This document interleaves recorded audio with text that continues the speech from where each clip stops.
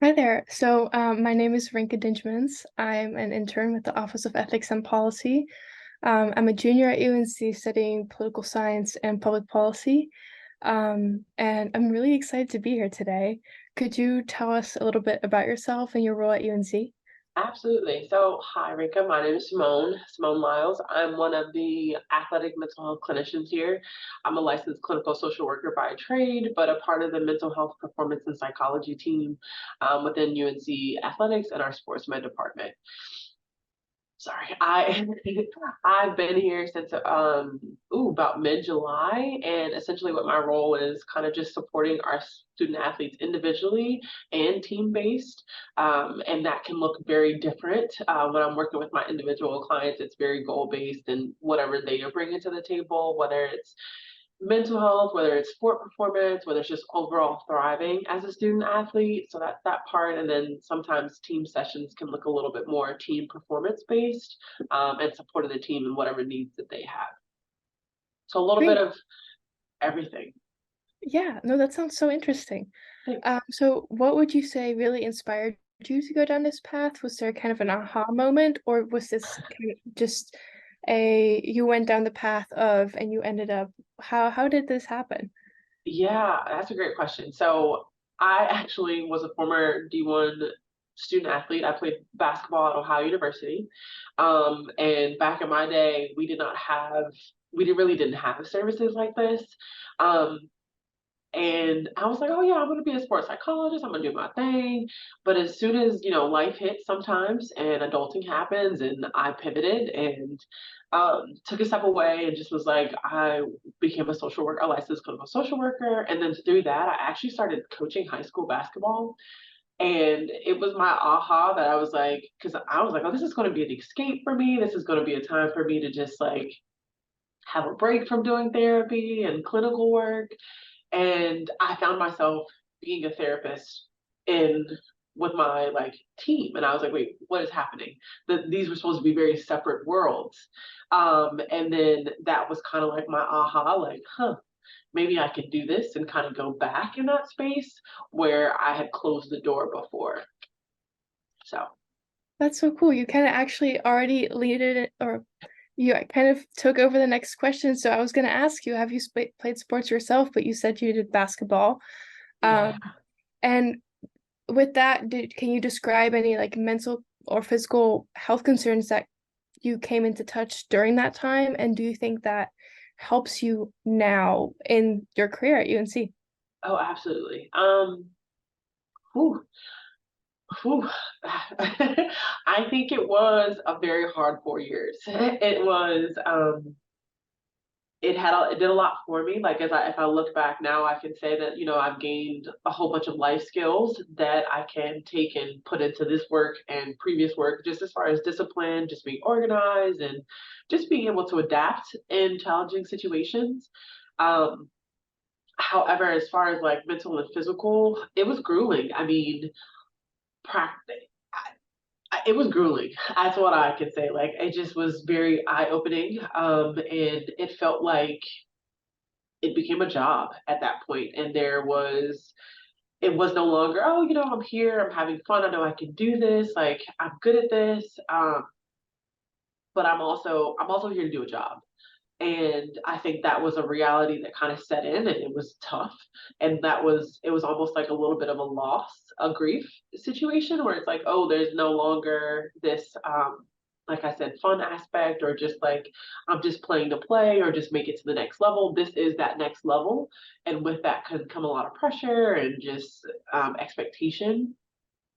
So I hope that answers your question. No, it absolutely does. And it's interesting that you get to have that personal experience as a college athlete, and now work with other college athletes. I can imagine that that's very special.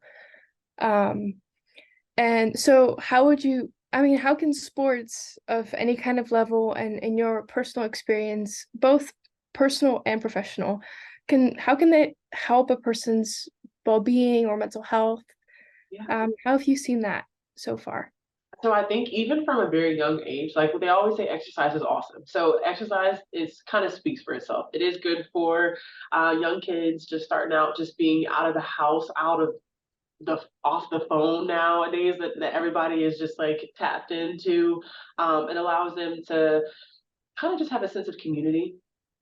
So young kids, like, or even all ages, honestly, like a sense of community, a sense of belonging, a space where you can just exercise and have that connection. So it has the exercise aspects, and then also at the same token, the belonging piece, which I think often hear a lot of young kids get into it for. Oh, my friends play, and I kind of want to just hang out with my friends, and that kind of is a boost in itself. It's just recreational activity that some people can become really good at. Yeah, no, that's great.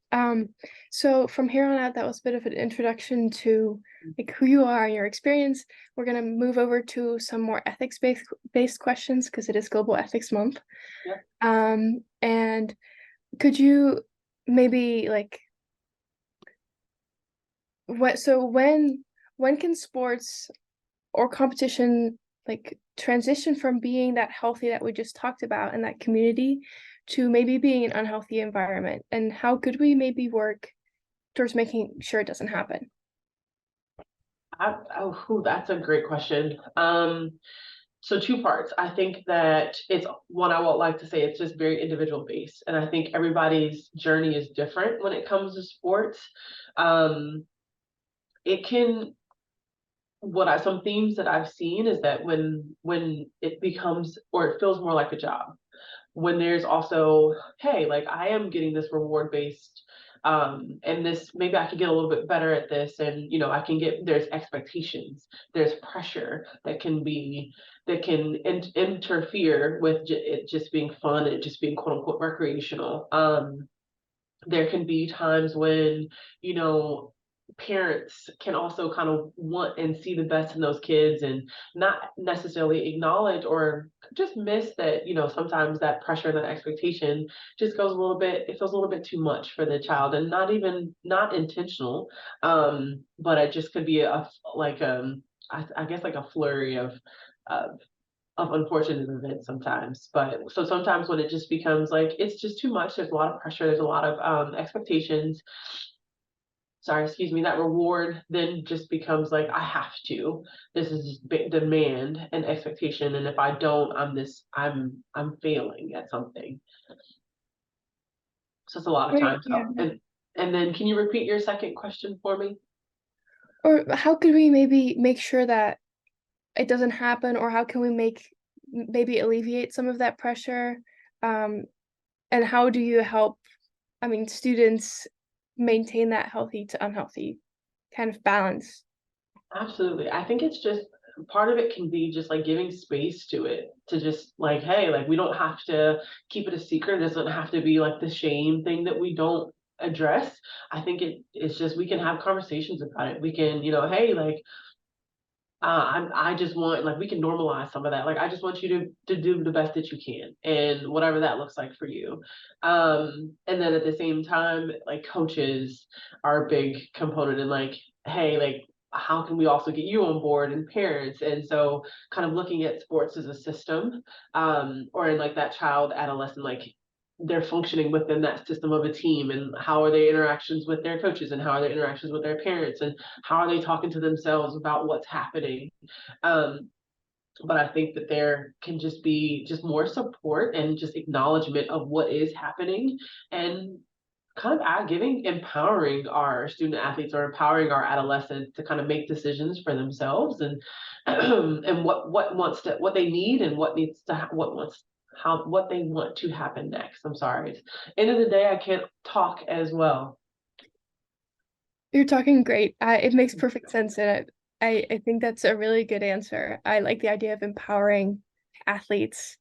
And so kind of going off of that, how can we maintain that balance and between short-term and long-term goals? How does specifically at the university, how can we ensure that we're talking about the students' goals on maybe an academic versus an athletic level? Because I'm seeing a little bit of a trend of balance here, but Mhm. once again, how do we balance that? I mean, those are two really big commitments. Yeah. I think that's a really hard question because, the university in itself, it has a mission. it has a goal. And a lot of times that does align with making sure that our students are thriving and they're doing well and they're getting the best and the most out of a university that they can. And I think that that university's goal or mission typically is aligned with kind of making sure that our students are okay. And at the same time, it's hard because just taking this for example, everybody kind of has their individual goals. It's like I'm coming to this university to get what I want out of it, and same thing kind of happens in sports. It's like I might have a goal um, in that sports system of I want to win a championship, and so does that coach. It's like okay, that goal is aligned, but sometimes the goals can be unaligned. But it's I guess to answer your question or coming back to that question, just like just maybe start aligning some of those goals. It doesn't necessarily have to be it's a focus on this or that, but there's an intersection. Sorry, give me 1 second. Take your time. Universities have their goals, but also our students have our goals, our coaches have our goals, and everybody else has their own goals. And that is okay. It's okay to have different goals and different values and different reasons why I'm here or what brought me here. And sometimes they align and sometimes they don't. And I think the disruption does happen when we feel like the goals are not aligned. And like you're talking about with balance, like I don't, it's hard to balance being a student athlete and being a full-time student as well. It does feel like two jobs. And there's just like an acknowledgement of, hey, it's tough. I know we here have a goal and I can recognize that it's tough. Like, how can I support you? So sometimes there's not necessarily a black and white answer. It just, sometimes it just happens that way. Doesn't mean that it's bad though.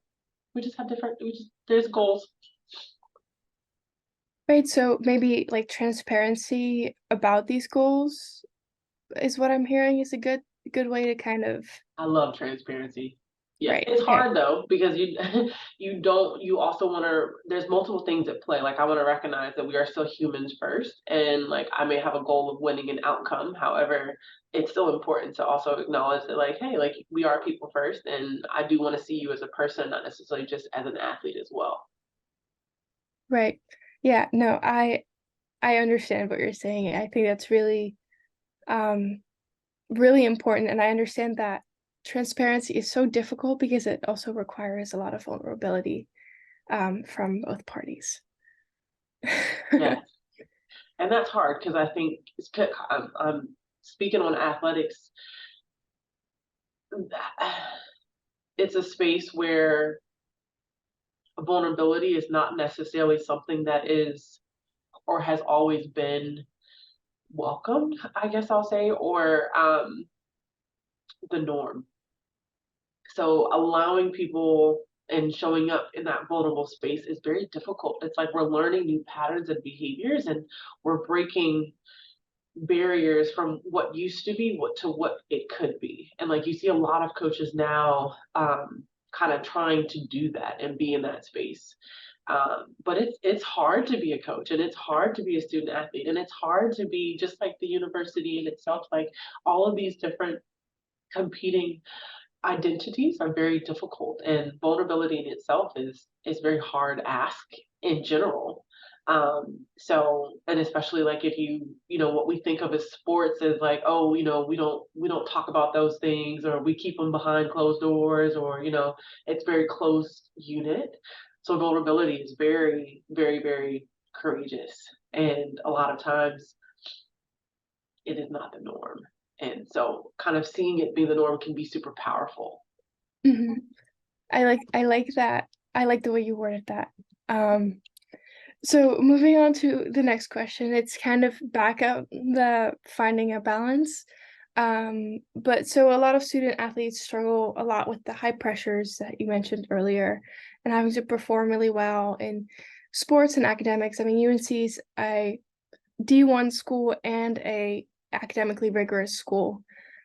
So how can we allocate responsibility and care for student athletes so that they can be helped or supported to the best of our capabilities? Yeah, I think that we're starting. right? Like I have to say that. Like I think I have been so proud with the NCAA and just the last several years of the differences that I've seen from when I was playing to now. Like it's awesome to hear that we've got 4 staff in our mental health performance psychology department. And that is unheard of in a sense. And like that is part of us kind of giving way and acknowledging that, hey, something is off, like maybe we need to change the way we're doing things, and maybe we need to give space for our student athletes to kind of to have and acknowledge that, maybe this is hard. This is hard to do, if nothing else. So I think that we have been doing that. And like, I'm hats off to the NCAA and just kind of trying to implement and mandate that we do have sports psychology and mental health providers within the athletic departments to support our student athletes. Now, I will always, always say that it never will feel like it's enough. This job is difficult in a sense of, you always feel like we can have more people. We can always, because it's 4 of us and 800 plus student athletes. Wow. Yeah. So we're always striving for more because to meet the needs of all of our student athletes is a very hard ask. Um, And I just need to take a breather on that one because thinking about it in myself, I was like, okay, wait a minute, that's a lot. So when you think about it as numbers ratio, the math is not mathing, as I like to say sometimes. Um, and I have to also acknowledge that we are making moves, and we are coming far, and we are going places. Even within professional, you see a lot of our professional sports will have a one provider per team. I know baseball has been major in that, the NBA as well, and they're just kind of giving way to have more conversation and decrease that stigma of, oh, mental health means this, or mental health means that you're weak, or all that. The conversations are changing. So I think we're starting to see it. It sounds very hopeful, and that makes like it I have to makes stay me hopeful. hopeful. I have to stay hopeful. Whew, because it can be, if you I have to stay hopeful. I will just leave it there. Period. I think it's really I think this is really interesting to talk about. I like Yeah. I'm really happy to hear that there's like a movement forward. Like it gives Yeah. hope, and just because you hear a lot of hard stories and it brings hope for sure. I'm glad. Um, I'm glad that's bringing hope because thank you the for conversations a year ago were different. I would have conversations where we could not ignore that this was a problem anymore, where we've had several student athletes die by suicide within the last several years. Um, and we can't ignore it anymore. And so I have to think about like when I was playing several 10 plus years ago to now, and we're trying, and so it's just we're there, we're getting there. Can we still do more? Yes, exactly. but we're trying. All right. I think it's so cool. Yeah, I'm Um, glad. so how would you say NIL policies have changed the relationship between students' Ooh, athletic careers and their personal life? Like, does this add more pressure? And do you think this impacts maybe mental health in any way? ooh, oh, I feel like I've given you a lot of gray area answers, and because there's no like, well, yes, like it's definitely Well, that's impacted, and like, ethics. no, and that's ethics for Ethics is you. great. It's a conversation starter, if anything. It's a prompt you to think kind of question. Yes, You don't have to have a solid yes, solution. gotta love ethics that way. Whew, I think NIL is a huge topic. For multiple reasons. I think that there have been some amazing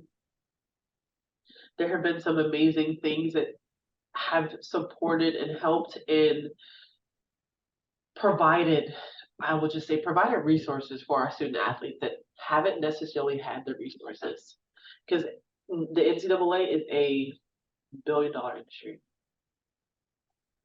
They're making money. And um, a lot of times well, not a lot of times, but historically our student athletes have not. And I think that NIL is changing the game in that way. Do I think that also NIL can be a distraction in the way of you're now asking student athletes to kind of add on one more thing that they have to do, because some brands, some companies, some organizations, they need you to post quite often. So I'm on social media, I'm out in the public a lot more than I already have been. um, there's a responsibility. This is a job, right? Like I have to maintain to get this monetary support that these NIL deals and brands are giving. So I think within that, it can create and add to the pressure, the expectations, the anxiety, um, just feeling different or kind of being in that public eye and all the scrutiny that comes with being in the public eye. And I also think it's awesome. I think that it's definitely changed college sports, and I'm curious to see how this continues in the future and like how this changes the sphere of what college athletics looks like in the future. Like no one ever imagined that we'd be here today.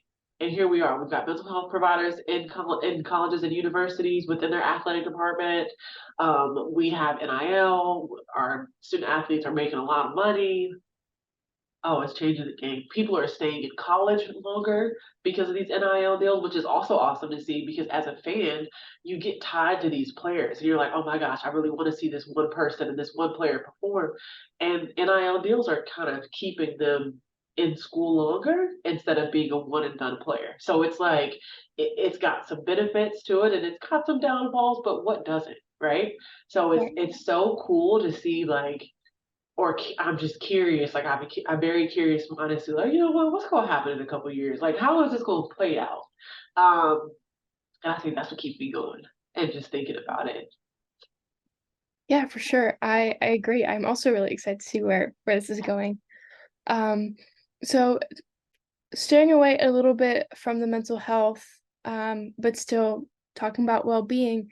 So when a student or if a student breaks a school or NCAA rule, how can the university but still balance between there being consequences to your actions and for there being learning opportunities, and recognizing people are humans, while still maintaining consistency across athletes and rules? Sorry, that's a bit of a No, I will try to do this question justice. I think it is a hard question to because historically, and I feel like I've said historically quite a lot here, but historically, I think that we have lived in a society where things are punished, right? We have got the prison system. We've got all these things where you do a crime, you do the time technically, right? That's just in the black and white term of things. And I think even within behaviors, every behavior has a consequence, whether it's a positive or more negative consequence. Every action you decide or take has a reaction or a consequence. Now, I also love restorative justice. So I'm probably answering this question a little bit different because I think that both things can be true. I think that, and this is just, I'm saying this whole interview is just from my perspective and my point of view. I think that's that, perfect. right? I think that it is important to hold accountable and not in the way that we shame and not in the way that we disconnect or kind of force somebody to feel a little bit more disconnected to the community, to what happens. I think again, important to hold people accountable. And it is also equally important to see how do we come back from this? How can we learn from this in that restorative way where it's not very because consequences can be very shame-based. Now, I'm not saying that things don't need consequences. I'm saying that we do need to hold people accountable, and that can look like in the form of a consequence. And I'm also acknowledging that shame is hard. Shame can tear somebody down. And so how do we hold somebody accountable and at the same time give space for humanness, give space for, direction, and brings belonging. It's still like community and all those things. Like I feel like all those things can be true at the same time. Hmm. And it's hard to, like, I definitely think that, like I said, things have consequences. If you know them consequences, yes. However, we don't want to shame. We can hold accountable and kind of still have a sense of community and belonging and direction with those kind of reform in a sense. Restore, Yeah, yeah. I don't know how I'll say restorative justice, but yeah, like I'm big on restorative justice. no, I understand what you're saying. I think that's once again a really good balance between being human, but also still there being consequences and being mindful of how you impact the world around you. Yeah, yes, Um, absolutely. and so for the next question, since the UNC as a university, but I mean all college sports facilities really benefit a lot from, I mean, students doing well. And so growing up, being an athlete is really a ginormous part of your identity. Yeah, Um, and so once you finish out college and you don't go to the NFL or you don't go to the NBA and your sports life in that particular sports ends, is there a responsibility maybe with the university to transition or help transition a student for life after sports? yeah, Um, because I think this can really bring up a little bit of an identity crisis is when that's a big component of your life suddenly gone. yeah. It's a grief. It is a loss, and it's like, I have shaped my entire life and world around one or two things, and even injury can kind of like, right, where it doesn't necessarily, I don't anticipate this. Like I think injury is also kind of um a hit to the identity that we don't talk about necessarily as much in those ways outwardly. I think of when we think of transition and out of sport and away from sport, we focus on the graduation, like the normal things, like we were prepared for this. And injury is one of those things where we're not prepared for it. I mean, I would Mhm. hope I go my whole career without having an injury. um and these unprepared and prepared losses and these grief, they're hard and they're damaging, and they can also bring about feelings of shame. And shame is a topic. Let me tell you, shame is a topic. And they can bring about just all those feelings, like enormous feelings of grief and loss. And as far as like the university goes, um, I think, whew, no, catch me in a couple years and we'll iron that one out a little bit more. However, I think like kind of going back to what we were talking about, we're making strides. We're making strides about trying to figure out how do we support the folks that we have now? How do we kind of pour into what is happening now? Um, However, that doesn't mean that we can't be creative within that space of like, I've attempted to do some identity groups and transition out of sport, like spring semester stuff. And that's something that we can continue to offer and try to do. I did that. Again, I'm just coming here to UNC just in July. However, I was formerly at Georgetown University in their athletic department, and that was something that is important. It's just like, how do we help you successfully transition? Because your goal and our mission is like, how do we support these students rather, over the course of 4 years of their life and 4+ years now. Um, so I would I want to say that having more spaces and having more conversations about just that identity and that grief and that loss could be a thing. Could be, can be. I hope, that's all I'll say. I'll find you in a few years and ask again. I mean, actually find me spring semester and be like, hey, Symone, did you start that group? Yeah, maybe I Find me in will. spring semester, yeah. I'm And check curious to back see in what you'll because I say. think, yeah, like how, because, excuse me, I've even talked to this with some of my colleagues here is like, that's some of their passions about like that specific time because of how hard it is and how hard it was for them. And, it changes you. Yeah. So. Um, so how would you say this is again a bit of a shift of topic? No, you're good. Um, I'm going with it. but how do you say the actions of fans contribute to or impact the emotional and physical well-being of athletes, both on and off the field? Have you seen it have an impact? So fans are such a vital role, play such a vital role in athletics, period. Because they are consumers. They are very important because they are the ones consuming these sports. And excuse me, the ones who are paying the money to see student athletes, college athletes. Sorry. So fans are super vital in all of athletics, whether it be college, whether it be professional, because they are the ones consuming.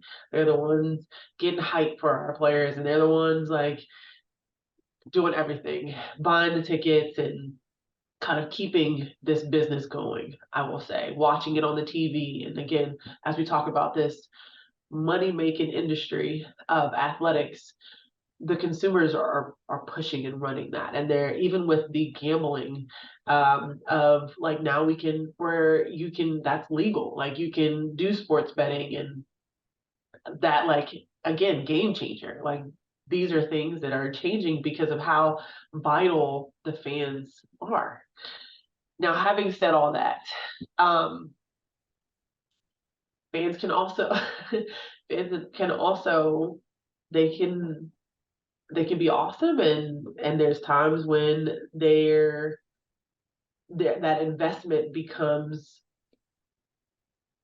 I don't want to say an obsession, and it becomes kind of borderline um unhealthy in a sense where I'm not sure if y'all are ever familiar or heard of like the Malice in the Palace, which was years before us, but it was when huge situation happened where it was some NBA players where some fans got involved. They started throwing stuff at some NBA players and fights broke out.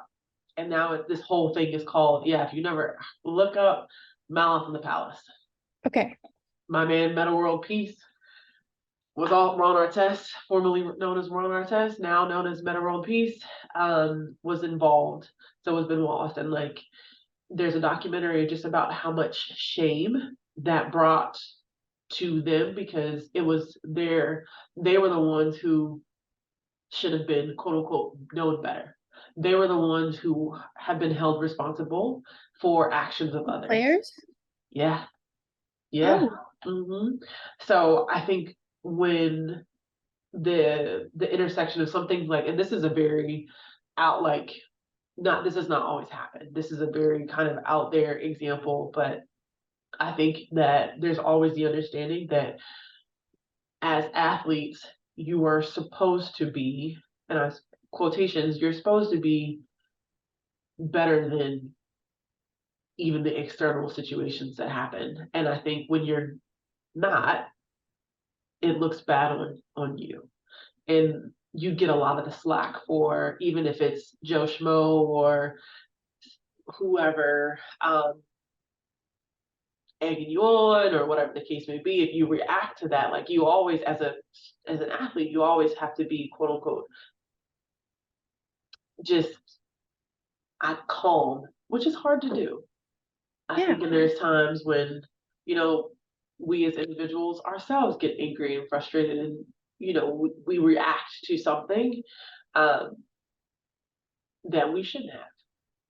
And like we said, we talked about there's consequences. And from kind of like that spiral, things can happen, and I think the onus always comes to the athletes. Now, that is, I guess, my point in the sense of like just kind of being mindful of this is and like this is still a fun event, and these are still humans at the end of the day, and humans can make mistakes, and kind of again like that consequences, like not shaming and not, but holding accountable, just not shaming. So how do we be aware of kind of how I'm responding, how I'm acting in this space, that doesn't necessarily, how do I want to say this? It doesn't necessarily like create concern. I guess I'll say that. Yeah, okay. That makes sense. Okay, all right. I know that was long-winded to say fans play a very important role. Yes, And they do. Um, and they're so awesome. I love when I see like people getting all into it. I love on game day when everyone's wearing all like UNC. Yeah, It makes me so happy. I absolutely. just all right, as we kind of wrap up for today, what would you say are any words of wisdom you have for Ooh. UNC athletes, recreational players, like supporters, anyone who likes sports? What do you want to say to them? Oh, that's a big one. Or can be more specific to, is there anything that you want? Yeah. Um, I think that as a blanket, I'll say that. I just had it and I lost it. I was going to say, remember your why. Oh, Remember your purpose. mhm. Um, remember your why, and allow that to guide you in your goals and just your day to day. Because I think a lot of times when it feels like a job, when things feel like there's a lot of pressure and expectations, like how can I get back? How can I come back and be grounded in me and my why and my reason and my purpose? And because it sports gives you purpose, right? And like not losing sight of that, because sometimes when things get tough and adversity hits, it's easy to lose sight of that purpose. So remember your why, and remember that you are human, and humans have feelings. Humans make mistakes, um, and allow for grace. Yeah, allow for grace. That's all I'll say. Yeah, I mean, that was said very well. thank you. I I'm like taking notes over here. Yeah. Yes, yeah, Um, for all of us. Remember yeah. your why, your day to day, and yeah, grace. And then the very, very last question I have for you is like, is there anything else that you want to share with us about the intersection of athletics and ethics and health and well-being that we haven't really touched on? Any remaining thoughts? Ooh, I don't know how to come back from that last one. I don't know how to say anything better than You don't that. have to, but Um, if I'm there's always something an lingering. advocate for taking care of yourself. Hmm. And I think that, the more conversations we have, the more we kind of give space to talk about that things are hard. Life is hard. Um, being a student athlete is hard. Being a professional athlete is hard. Being a fan is hard. Like all of these things, life is hard. Um, so again, just remember to I don't know, talk to your supports. Have your self care. What your why. Um, and yeah, I have this thing on my wall that's like human, kind, be both. And Oh, that's all I'll that's say. a good Yeah, and like one. it's my doormat too, so it was just like it's been fitting. So I've been looking at it while I've been talking to you about everything. So yeah, Oh, I like that a lot. okay, that's where I'll end it. Well, thank you so, so much for agreeing Absolutely. to talk to us. I really, really enjoyed talking to you. I thought it's Yeah, super interesting.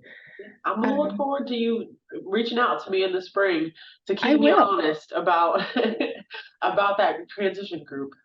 Yeah, no, I'm actually so interested. This really's got me thinking about it too. Like, really like to know more. Yeah, well, you have my email, so feel free. Perfect. Thank you so much. You're welcome. Absolutely.